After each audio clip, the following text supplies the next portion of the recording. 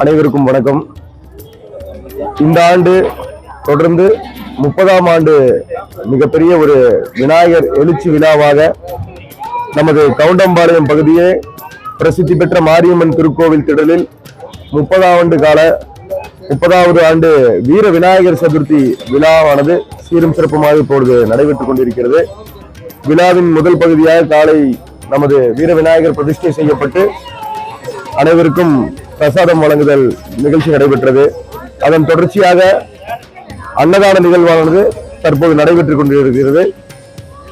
மாலை விளக்கு பூஜையாக நடைபெறும்.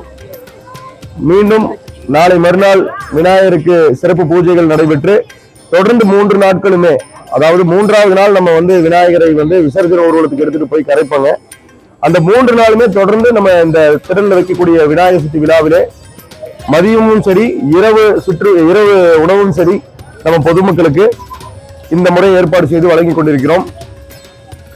மேலும் இந்த ஆண்டு இந்த விநாயகர் சதுர்த்தி விழாவிற்கு பொதுமக்களும் அனைத்து பக்த கோடிகளும் சிறப்பான ஒரு ஆதரவினையும் எங்களுக்கு பொருளுதவியும் நிதியுதவியும் கொடுத்து இந்த விழாவினை சிறப்பித்துக் கொடுத்த அனைவருக்கும் இந்த நேரத்தில் நாங்கள் எங்களது விழா குழுவின் சார்பாக மனமார்ந்த நன்றிகளை தெரிவித்துக் கொள்ள கடமைப்பட்டிருக்கிறோம்.